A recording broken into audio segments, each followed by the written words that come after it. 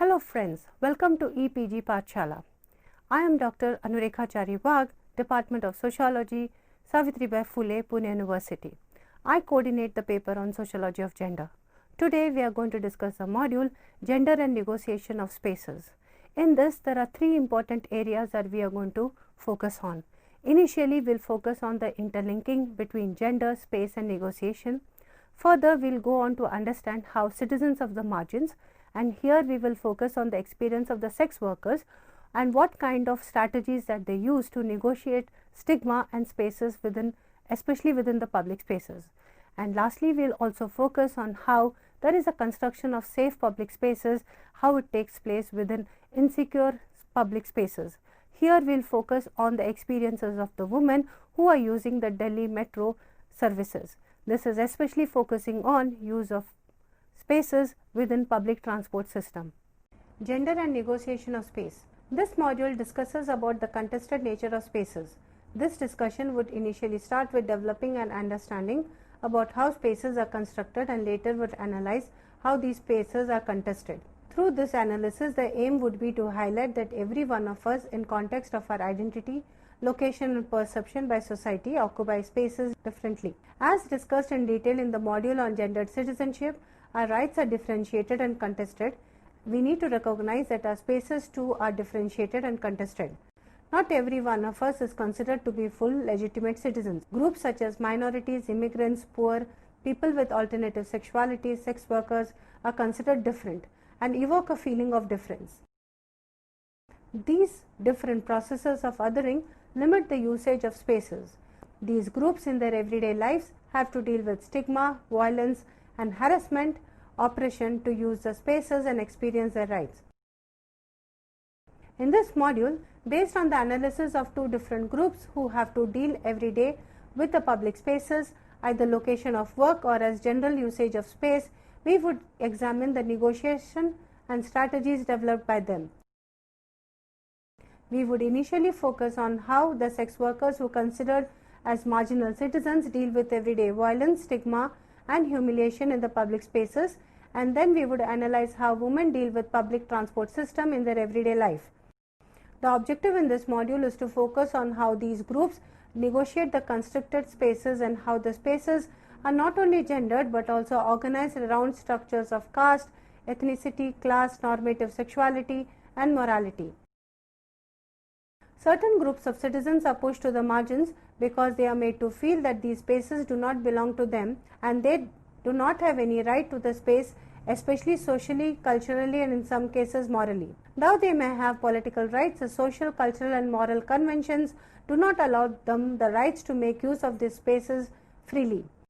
The women and other marginal groups face issues of exclusion and violence on everyday basis as they negotiate spaces in both public and private. In this module, the focus is on negotiation in public spaces.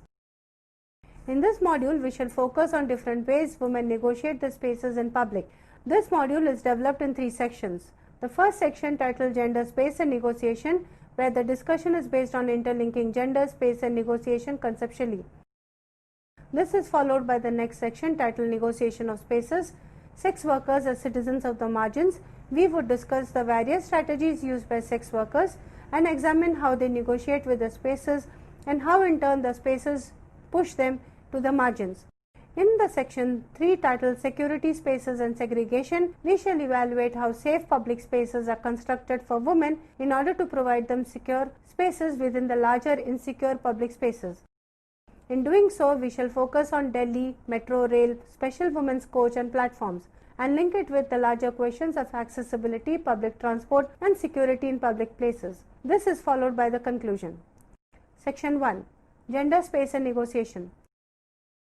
Niranjana, drawing up on the work of Massey, argues that space is fundamentally a social construct. It is made by social relations and practices, and the spatial organization of society makes a difference to how spatial construction of social works.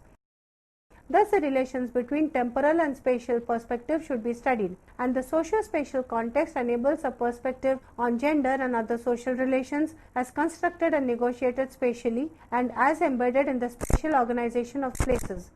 This negotiation of spatial organization raises not only issues of identity and belonging, but also as to who are pushed to negotiate. Is the process of negotiation similar for all, or some groups are pushed to negotiate more even for the basic rights within these spaces? As Thapan and Raul argue, one needs to refer to the complex nature of belonging to a space and a culture in contemporary times. There are dilemmas related to acceptance and exclusion experienced by individuals and groups in their everyday lives. They argue that we should recognize that the state, which accords citizenship by birth or naturalization, is not experienced by migrant marginal inhabitants as impersonal and impartial. State has a recognizable presence in the lives of those who would be citizens or in some case would rather have their own state. The spaces they inhabit belong to a multitude of governing regimes, whether political, religious or social. Thapan and Raul further state that emotions also define our relationships with spaces and places. They are pushing the argument that as citizens, our connection with the state is not only organized around a larger framework of legality, politics and conventions, but also emotionally. There are groups who automatically belong in a national space, and it is generally the majority and the most often the male of the majority who are assumed to be authentic citizens and the legitimate occupants. There are groups whose citizenship is in question, especially the minorities and immigrants, where the marginalization provokes personal and collective emotional and physical effects, as well as legal, political, and in some cases violent confrontations. Marginality may be experienced through differences based on gender, race, age, ability, and social and economic status, as well as religious and linguistic affiliations. We need to recognize that there are diverse ways in which process of othering takes place. Marginalized deployed embodied and effective means to contest official boundaries and discourses, especially through space and time. The body can be effectively controlled by the state as it literally excludes or restrains perceived and may perceive themselves abject, rejected or denied value. Women in India and elsewhere clearly remain embedded in a dominant narrative of victimhood and dependence vis-a-vis the state and have yet to acquire full citizenship with equal voice, space and representation. Women thus often have been co-opted by the state to perpetuate their own oppression, marginalization and exclusion. People in their everyday life have to negotiate consciously or not with the state control of their physical presence in contested spaces and cultural self-presentation. As Niranjana argues that a spatial perspective should analyze how gendered bodies are produced with speciality and how such embodied persons negotiate their very social spaces. Further, with regard to women, it is their bodily practices that are framed within certain cultural ideas of space. There is a need to focus on space and its relation to body. It is because body is a central material for the discourses on gender and sexuality, and the question as to how bodies, especially female bodies and bodies at the margins of normative sexualities negotiate space and how such spaces are defined and how these spaces figure in daily lives of women need to be analyzed. Thus, we need to recognize that social spaces are marked, gendered and reworked, where women herself and others give importance to scriptures of morality as to define female identity. These scriptures may be differentially defined at any given point of time. While relating to space and gender, the central idea revolves around women to the formation and continuation of the domestic space in the context of material contribution. The question arises how sexuality and impurity, auspiciousness and chastity are differentially enunciated within a given space. The public domain is associated with exercise of power and control over persons and things, where the domestic is a subordinated space. What does then gender refers to? In the broad sense, it refers to the social organization of differences between the sexes. And though gender is a constructed reality, the body is central to its delineation. The question is how one shall start speaking of such a lived materiality of the body is in question. Also, the idea extends to how body as given or as somehow constructed. It is argued that the grounding of women and the men for that matter as a biological category tends to essentialize gender traits and unrecognize the differences among women themselves depending upon class, caste or kinship positions. To make sense of one's own body with the spaces and to negotiate with the preconceptions and essentialization is challenging. Section 2. Negotiation of spaces, sex workers as citizens of the margins. Agnes and Ghosh argue that drawing from the experiences and actual struggles of women at the fringes of normative sexualities, they negotiate, combat, slip, deal with complex networks of surveillance, censure and active violence and necessary conditions of their everyday lives. They negotiate the spaces both in terms of citizenship and community rights as they lie outside the ambit of normative, familial, communal and citizenship boundaries where women's claims to rights are not only bullied but also blocked. Thapan and Raul further state that emotions also define our relationships with spaces and places. Seshu, while discussing the experiences of women at the margins, raises the debate of sex work. Seshu argues that certain feminists arguing that sex work as necessary objectification and exploitation of women and is violent, as according to her limited the understanding of it as sex work also involves consent. According to Seshu, the issue of consent is complicated. Why? This is so because in sex work, the women give consent in order to sell their body, but they also experience rape, which puts a question mark on the nature of consent. Further, Seshu also critiques the women's movement for not supporting any campaigns against rape of women in sex work. Such a critique of women's movement raises the question of the limited nature of the movement, where it does not always address the question of women in the margins, or as Agnes and Ghosh puts it, the concerns of the women at the fringes of normative sexualities. Based on the work of Sangram, Sampada Gramin Mahila Sanstha at Sangli, Maharashtra, states that issues that are crucial for the sex workers include 1. Questioning as to why healthcare needs are invariably structured around HIV and AIDS, dealing with social stigma, where these women are considered shameless, deal and face public violence on a day-to-day basis, have to constantly negotiate for the rights by dealing with police, local politicians and goons, and also handling the law, lawyers and courts. These women are always considered as less than full citizens, thus have to constantly negotiate the spaces that were more often than not unavailable to them. Seshu states that narratives of the sex worker includes vision of the future of the children, struggle for the rights and dreams of love, life and dignity. According to Seshu, in order to conceptualize the manner in which sex workers negotiate the spaces both within the family and public, we need to change our perception of prostitution as exploitation, victimization, oppression, immoral, illegal, is shallow and limited. Further, we need to question the language that is used to describe the women who perform sex work: whore, harlot, vaishya and fallen woman. These words are not only derogatory but was rooted firmly in the realm of morality and notions of sacredness. The organization, through its campaign, made an attempt to reclaim the language and assert more positive identities of women engaging in sex work. The agenda was to erase and remove the words that reinforce stigmatization and marginalization. An option that is now being used is people in sex work, PPS, so as to include all persons who as adults exchange consensual sexual services for the benefit of money. In the context of sex work, the sex worker reduces the female body to an object of sexual pleasure. As women are perceived to be upholders of societal norms, the society finds it challenging to accept any woman who consensually engage in multiple sex partnerships. Further, the behavior of women usually was closely connected with concepts of shame and honor. While shame is individual-centered feeling, honor is familial and organized around groups and community, with its reputations hinged on it, and therefore it is necessary to have institutionalized boundaries for women, which I believe would control women. In this context, Niranjana's argument, the rules of spaces remind girls and women about proper behavior and speech, where postures, dress and voice also has importance. For example, women are not encouraged to sit with their legs spread. I believe this is so because it reflects uncontrolled sexuality. Further, they cannot speak loudly to a male, which I analyze as reflecting independence, overt sexuality and a desire to attract men, which is not encouraged among women. As mentioned above, they represent the honor of the family, community and nation at large. Thus, it is the society and the community that decides how a girl or a woman should lead their lives.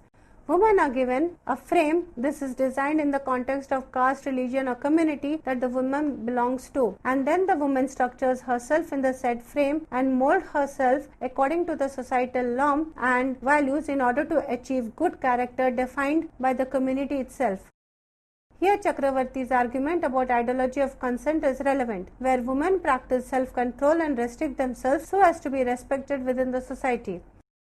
In this connection, there seems to be a general consensus that early marriages are the best, so that emergent female sexuality is not only controlled and channelized and helps to guard and foster female chastity and virtue. Delay to send off a grown-up girl to other home is considered damaging to the family's reputations, as it increases the chance of her becoming independent and take control of her life.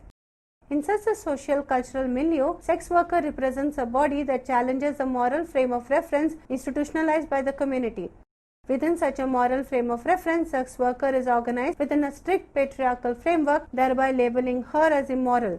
It follows that these patriarchal norms and value structures seek to render female sexuality as invisible, and therefore women who are confident and project an independent identity in terms of their sexual desire, such as sex work, are labeled as whore, immoral, decadent, debauched. Premarital sexuality is a taboo and procreation is culturally spaced, and a good woman is one who prefers to stay at home only and shall not cross the boundary. Sex workers who challenge moral boundaries are out of the familial structures and are confident of their sexuality pose a moral aberration to the society.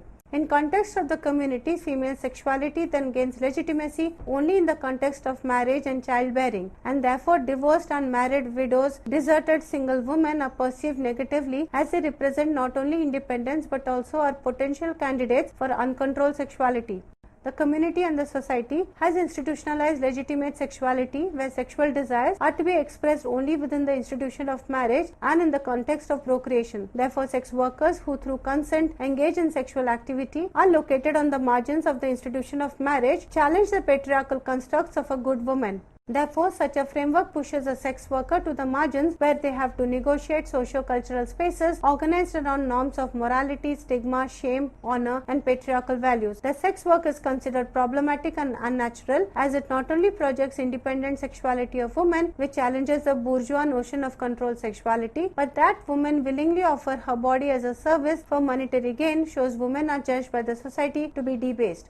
What is interesting to note is that men operate under different values and normative structures. As Seshu argues, what is problematic is that the same society, while rejecting sexual independence among women, accepts and endorses multiple sexual partnerships among male. Such double standards are structured within frames of patriarchy that renders sex work as a moral issue where women are framed within the binaries of good and bad women.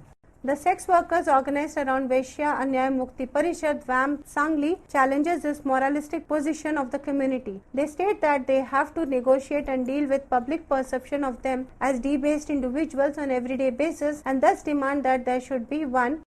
Recognition of sex work as work, thereby making it decriminalized. Such a perception would help them claim their right as workers. For sex workers, sex work is dhanda, that is business, where they exchange sexual service for monetary benefit. The perception of sex work in terms of livelihood would provide a basis for organizing them for their very existence. Legalization of this business will not help women involved in this business. This is because through such laws, the state would have even more control over the sex workers through the power to issue licenses. Further, it would increase the vulnerability to police violence. According to the sex workers of the VAM collective, one needs to question the attempt of mainstream patriarchal society to control, regulate and abolish the institution of sex work. In doing so, they seek to question the hegemonic notions of sex and sexuality and displace it from the moral and reproductive paradigm. A brief reading of the statement of the VAM collective gives us more sense of what the sex workers organization demand. According to VAM statement, we believe that a woman's sexuality is an integral part of her as a woman, as varied as her mothering, domestic and other such skills. We do not believe that sex has a sacred place and who would have sex for reasons other than its reproductive importance are violating the space, or that if they choose to make money from the transaction, they are immoral or debauched. The above analysis clearly states that the people who challenge the normative notions of sexuality, such as sexual minorities, sex workers, HIV positive people, especially AIDS affected women and children, are being pushed to the margins by a society that has questioned and negated their very presence. The lives of these people living in the margins also involve living and dealing with poor health, financial exploitation, physical and sexual abuse. But as Seshu states that these abuses are not particular to sex workers, but it is a result of the stigmatization and marginalization of sex workers in Indian society. The sex workers experience the institution of prostitution in complex ways, negotiating spaces and struggles for survival. Section 3. Security spaces and segregation. In the discussion on gender and negotiation of public space, an interesting study is that of Shelley, where she locates gender in public transport through an ethnographic study of the Delhi metro services. The discussion of women's safety in public spaces and the challenge that women face in accessing public transport services has been long drawn out.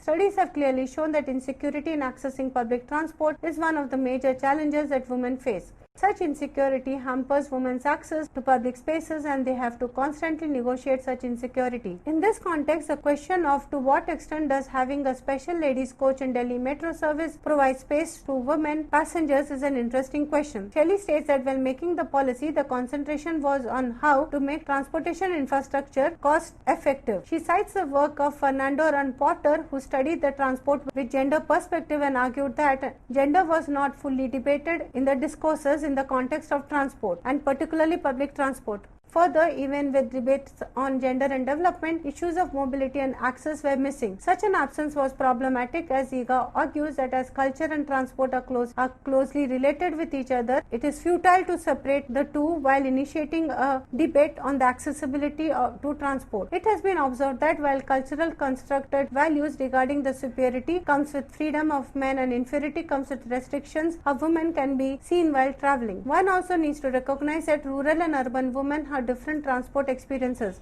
When it comes to travel to city, women find it difficult to travel freely to a new area or if alone, as the spatial range was limited, and thus one needs to look at such gender inequalities. Drawing from the works of Jagori, an NGO in Delhi working on issues of gender and violence, Shelley mentions that before train services, women travelled via DTC, that is Delhi Transport Corporation buses or Blue Line buses. These journeys were filled with challenges as they were harassed mostly sexually by men, either verbally, silently through the stare, or physically by brushing or inappropriately touching them. Buses generally were not safe for them and raising questions on gender and harassment. An attempt was made by the NGO to conduct training to conductors, bus drivers to fight against violence, but still the question of accessibility to public transport remained a major question for women.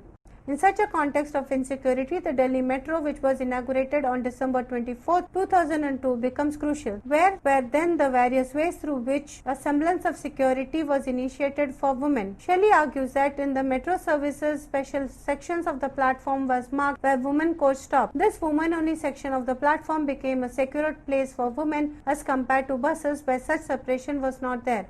Further, the women's coach also became a space for organizing awareness of health issues, particularly reproductive, through advertisements. What was crucial was that women could now get liberation from dependency on the other male by being able to travel on their own safely to city using Delhi Metro. Additionally, the situation was improved by hiring women staff in the metro transportation, such as drivers, security guards, and so on. This reinforces one of the claims of gender and space discourse that people and social identities are determined by the spatial or physical environment. Drawing on Bourdieu's concept of habitus, Shelley argues that one needs to be aware of how a spatial classification is fundamental to one's social and cognitive map, providing individuals with a set of parameters within which to deal with everyday lives and situations. Thus, in a Delhi Metro special women's coach that prohibits entry of men allows women the freedom to wear clothes, accessories of their choice. Feminist scholars and geographers have stated that power dynamics give importance to two things: access to and control over space. As coach is a majority of women, they get power with the capacity to protest vocally. Further, the train is a controlled space and therefore gives more security than the bus, as offender cannot run out. As women have separate platform to stand and a separate coach for themselves, they do not have to worry about how to deal with the crowd. Because of this, it is not necessary for a woman to be constantly worried about security. Thus, one could observe a visible transformation in their conduct, decorum, even in the physical looks, including the attire, to fit their own notion of expressivity in their new place.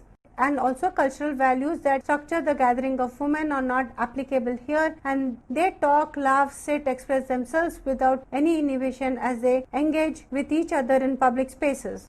The above discussion reveals that one way in which state deals with women's access to safe places is by segregating them.